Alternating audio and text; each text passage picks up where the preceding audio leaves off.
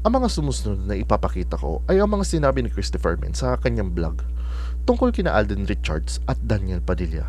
Mula nung gabing yun, tinatak namin sa aming mga sarili, iba itong batang ito.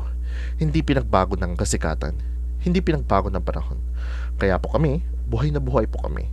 Tataya po kami ni Romel, maging si Wendell para kay Alden Richards. Sabihin nyo nang bayaran kami mong bashers. Sabihin nyo nang masyadong naming iniipit si Daniel. Hindi po.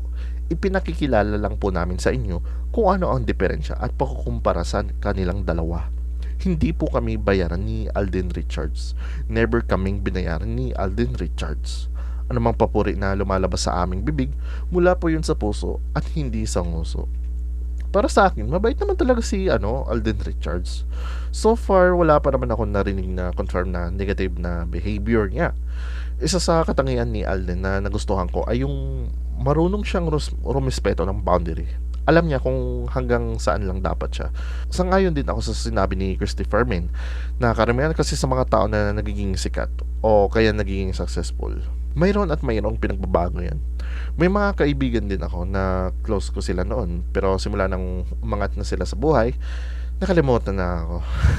Pero okay lang yan. Hindi mo naman kailangan ng maraming kaibigan. Tama na yung konti lang sila. Kasi doon mo makikita kung sino talaga ang mga tunay mong kaibigan. 'Di ba? Anyways, yan lang ang balita ko sa inyo. Ako si JB, Showbiz Reporting.